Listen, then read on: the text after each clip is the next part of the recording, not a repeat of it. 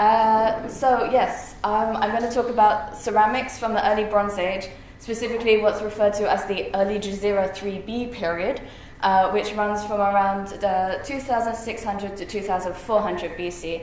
And I'm going to talk about how regional differences can be seen within these ceramic assemblages and what these tell us about local identity. So I'll first talk about the ceramics and then go on more to about drinking practices and identity.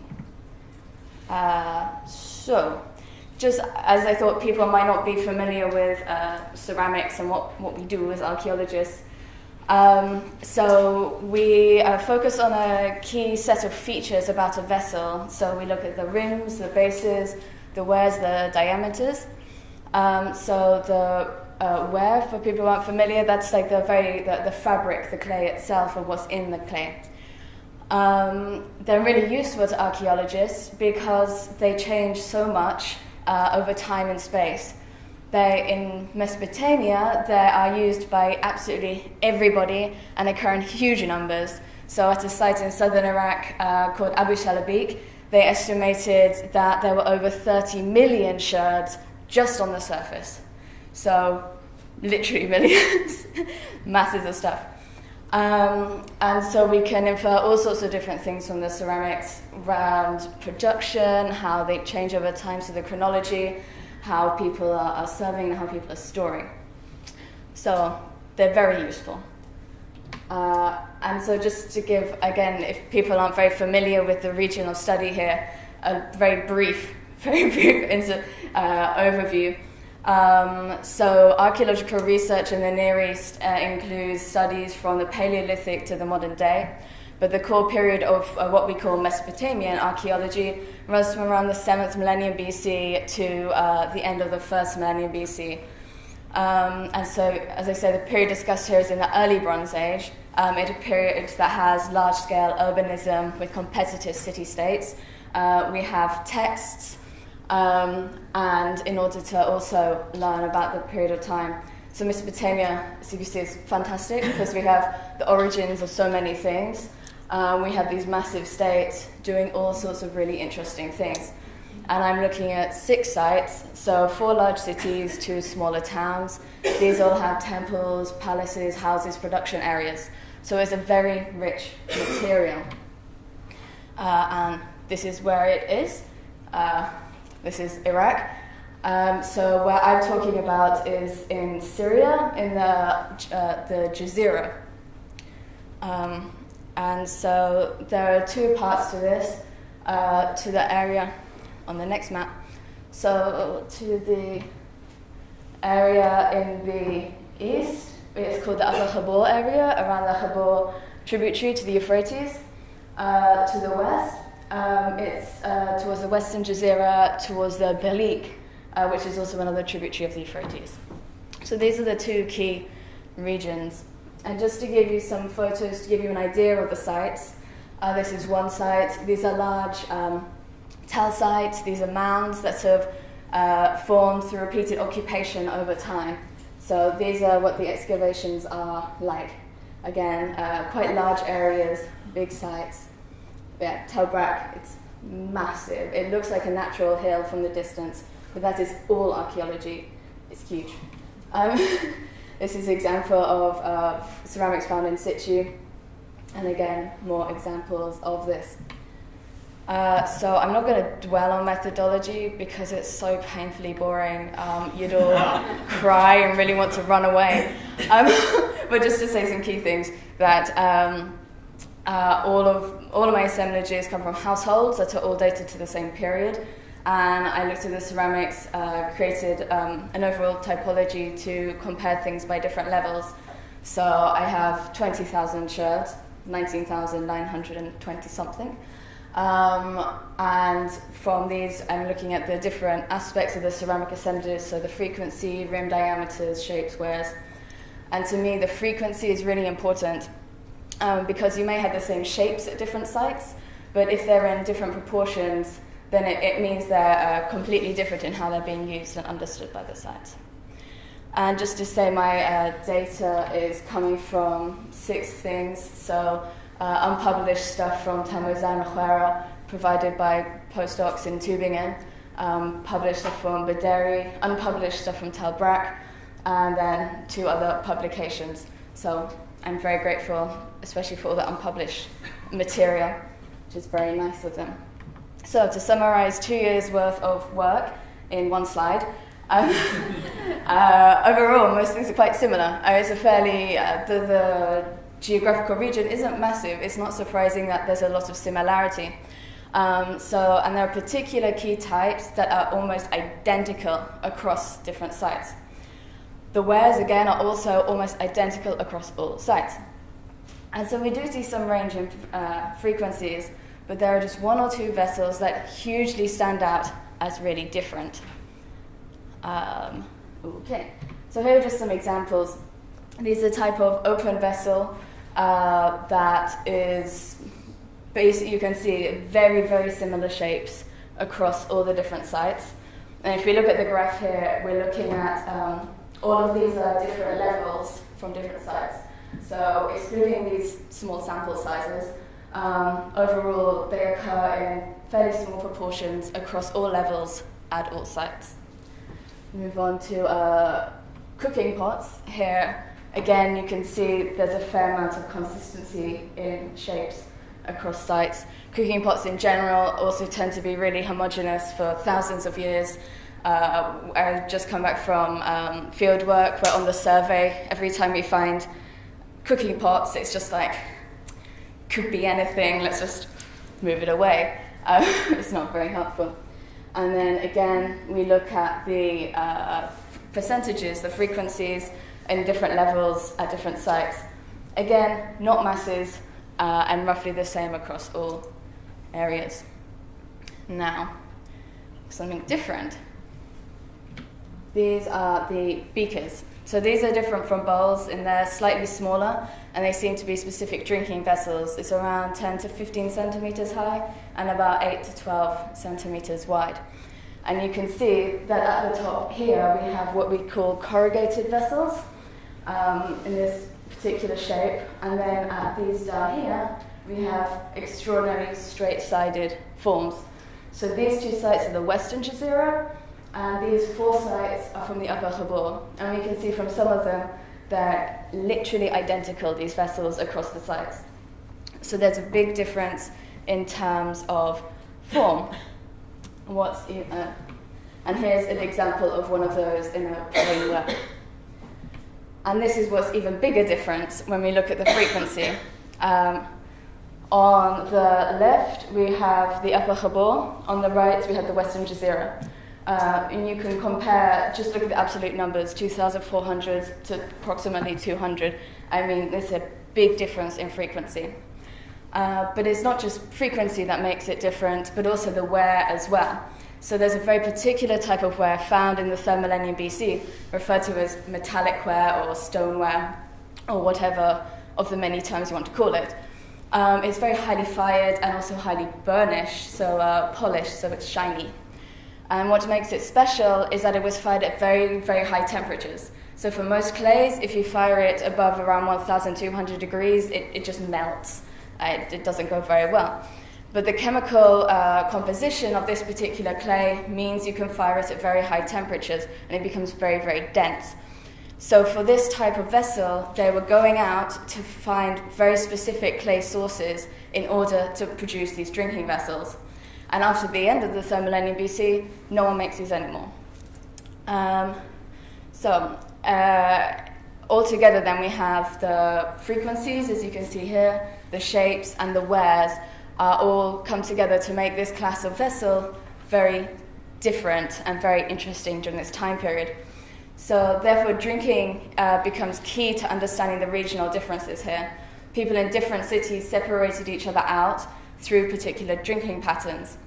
In the Upper Khabur, people drank using straight-sided beakers, which occur in huge quantities, whereas people in the Western Jazira use these corrugated beakers, which are not that common. Maybe they also used different type of multi-purpose vessels or wooden or metal vessels as well. So they seem to be doing something quite different. Right-ho. So, turn to the topic of foodways. So we've seen some of the data, and we can think about what this means in terms of identity. So when trying to create a distinct local identity, groups can choose between a whole variety of different practices. So just examples here about serving, cooking, storing, all these different things, you have choices. But what's interesting here is that although they had all these choices, all these cooking wares, all these serving wares, they didn't vary it. They chose specifically the drinking vessels. So why then was drinking selected out as special? So drinking is of wider cultural significance for Mesopotamia as a whole. So for example, in the famous Gilgamesh epic, the wild man Enkidu is civilized through being given beer and bread. Other examples of literature is where you have these creation myths, where humans were created as a result of drunken competitions between gods. And there are many similar examples. Images are found all throughout Mesopotamian history as well. There are funerary, victory, religion, all sorts of different types of depictions. Just famous examples you can see in the British Museum. The standard of this mid-3rd millennium from southern Mesopotamia, and this is Neo-Assyrian relief, which is 1st millennium from northern Mesopotamia. And drinking is involved at a key point of both of these. So these are ceilings from northern Mesopotamia, from the sites that I'm studying. It's late 3rd millennium. As you can see, there are these from Beda. They have drinking straws as well. Here, he's holding a little cup, you can't see so well. And you can see also on the other side, the ones from Brack, that they have these suspiciously straight-sided beakers that look familiar. Drinking scenes are very prominent in the glyptics. So drinking is also particularly not just in general importance, but specifically very politically important. So we have texts that indicate drinking played an important role of feasting and diplomacy. I like this example. It's really fantastic. Why does His Majesty not write to the city of Kahat concerning Akin Amar? Is not the man Akin Amar my enemy, and is he not His Majesty's enemy? Why is he still in favour with His Majesty? One time that man stayed with His Majesty, where he drank from the cup and raised it in salute. His Majesty counted him among his own men, dressed him and gave him a habertum headdress. But he went back on his word, and he defecated into the cup from which he had drunk. He is hostile to His Majesty. Drinking, as we can see, therefore, is very symbolic of relations. And we have other examples of kings insulting their guests. We have Elamite ambassadors who complained because the food they were served was deemed to be culturally insensitive. So feasting and drinking was a key part of mediating relations between different areas, different states, different groups. I think that, within the wider context here of all these interactions between different groups, in the late 3rd millennium BC, there's an awful lot of conflict. So from the Ebla text, a site found in northern Syria, we have all of these examples of wars. So they start fighting, then they have a treaty, someone breaks the treaty, they start fighting again, and then they start fighting and making another treaty, and it goes on and on and on. And so within the context of the interactions of all these cities, creating a specific regional or local way of drinking may well have been quite an important way to mediate these interactions. But for another way of thinking about this, I find often conversations about identity, it tends to be very abstract, that identity sort of lives in this platonic realm in the sky. But it doesn't. It's kind of created and maintained through practice, habitus, etc. I know when any archaeologist says the word phenomenology, everyone wants to just run 100 miles, but please, I hope it's not that bad. I think this adds a different way of understanding identity. And so I just want to talk about a thought experiment. So imagine a person like a trader or ambassador or whoever. They go to a different city. They go to have a meal, whether in an inn or a house. They are served food, which is both cooked and served in ways they understand. So it's familiar.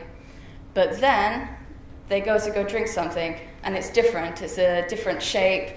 You move it in different ways. You hold it. All of these things. So you're moving between familiar, different. You're constantly being made to feel uncertain. You're being pulled in two different directions. So the foodways as a whole, they're not changing everything to make you different. It's changing one specific thing to create an idea of uncertainty. And so they're drawing on particular situations as a way of expressing the local identity to make foreigners feel a little bit nervous that they're not quite members.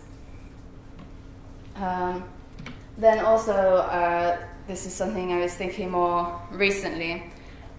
So it's not just this idea of if you're just sitting around eating, but it's the tactile nature of the ceramics itself which adds to the occasion. So there are all these different aspects to ceramics. So when doing ceramic analysis, we look at all these different things. So we look at the sound. We think about the sound of the pots. You know, when you drop it, what does it sound like?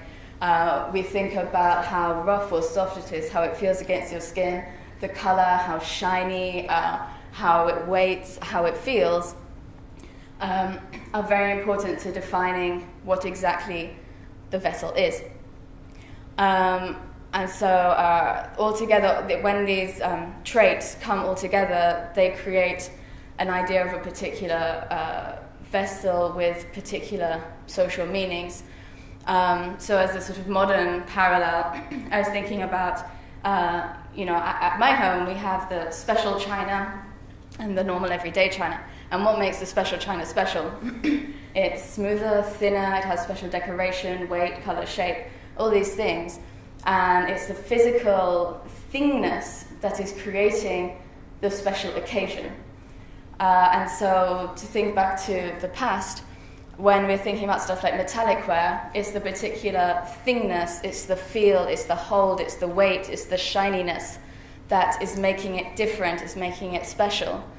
And by having these sort of separate, making it very distinct according to different regions, then that could also contribute to particular local identities. So to conclude, in the third millennium in Syria, the cultures drew extensively on wider Mesopotamian beliefs about drinking. The role of consuming beer was highly political, which may explain why it's so prominent in such a fragile and dangerous time period. But also that identity does not live in a Platonic realm, but exists through practice. And we can think about this on generic levels, such as like measuring ring diameters. But if you want to go a little bit further and use your imagination a bit more, we can think about the experiential aspects of it as well, and how objects were held and how you engaged with them, which created the difference. One more sentence. So the relationship between foodways and local or regional identities is not particularly clear as such, but messy, and we can approach it from multiple directions. So, thank you. I hope that made some sense. I don't know. Yes, a nice question. I'm trying to make it a nice question. Were they drinking beer from these vessels? Yeah, they didn't have. They didn't really have any other liquid. You don't really have wine until possibly the Middle Bronze Age. But even then, that's slightly so-so. We don't really know. Wine only really appears in the Iron Age, and so it was definitely beer. I knew this was going to a question that was going to come up. I knew it. I prepared an answer for it. No. So there are multiple different reasons. It's kind of problematic because things like sort of scientific developments that occur in archaeology tend to take quite a few decades to filter into Mesopotamian archaeology. So in terms of methodology of excavations, it doesn't always happen. However, I visited a site a few weeks ago. It's really cool. The pottery analysis is like really great. And so they took a whole load of samples, and in the vessels they found loads of spices. And that's really cool because spices are slightly difficult to pick up through other forms of archaeobotanical methods. So yes, it is possible, and hopefully in the future, but most of this stuff was excavated either from the 70s to early 2000s, and yes, it's not been, unfortunately, done, but we know from text that, I mean, beer was what they drank. That's what you do. That makes you a civilized, urban person. That's the definition of being an urban Mesopotamia. So yeah, and there's an earlier question about date beer. So the answer to the date beer is that it's not like date wine. The beer is it's based on barley, but what you do with the dates, so first they're used as flavorings, but what it is that the natural yeast on the date skins are used to ferment the beer. So that's why one of the reasons why you have all these fruits in the beer is because that's where the yeast comes from to create the beer. Anyway, different. Thank you very much, one archaeologist to another. Yeah. From these 6 different sites, is there any evidence of the context where you're getting these drinking vessels? I mean, and if not where they are, they may be thrown away in rubbish, but where these drinking places are, and are they private spaces, meaning familiar, or given that you're linking it to the political, ameliorating or creating a political world or a place where the political performance is happening, are you getting the evidence of this beer drinking in more political places, or is it being written about on uniform tablets? Well, both. But these houses are, it may well be that some of them are associated also with administration as well. So, I mean, I don't know how it is with the Incas as well, with houses where you don't necessarily have, I go out to my job to go sit in an office to do my work. You have your work at home as well as elsewhere, and some of them seem to be associated more with administration. What's interesting in terms of a particular archaeological context, so at Tel Brak, this is directly adjacent to an administrative area. It's a massive cistern where they found over 250 almost complete vessels, almost entirely of that beaker form. There were 4 pieces of jars found. 3 of them are very similar. I think they're probably from the same vessel. So you have this one act of deposition of huge amounts of drinking vessels, which may imply that the context in the area where these houses are must have been associated with some form of much wider drinking practices. So in the spaces, there's certainly some interesting context. Is that linked to the cuneiform tablets talking about that drinking beer was part of the exchange or political negotiation? You're referring it to the political nature. The texts come from, the ones that I'm mainly citing are from Ebla and Mari. So Ebla is quite far Ebla is slightly further west, and Mari is further south. So there aren't that many major archives from the Upper Khabur itself. I'm trying to make a generalization from what we know as the background for what was happening, because those Mari, Ebla, and Tel Brak, what is called the state of Nagar, were constantly warring with each other. So we know that we only find mentions of Brak in the Mari and Ebla archives. So it's all part of the same connected system. So extrapolating from the text.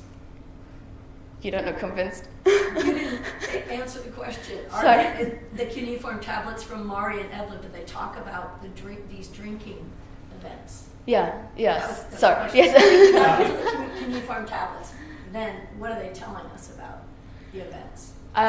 So in the one that I read out is a good example of where you're having ambassadors or foreigners or whatever coming to the palace and everyone feasting together, and they record various events that happened. So like certain people being excluded from coming to feasts because they didn't like them anymore, or because they didn't want the Queen's mother's family to be coming along, and all of these different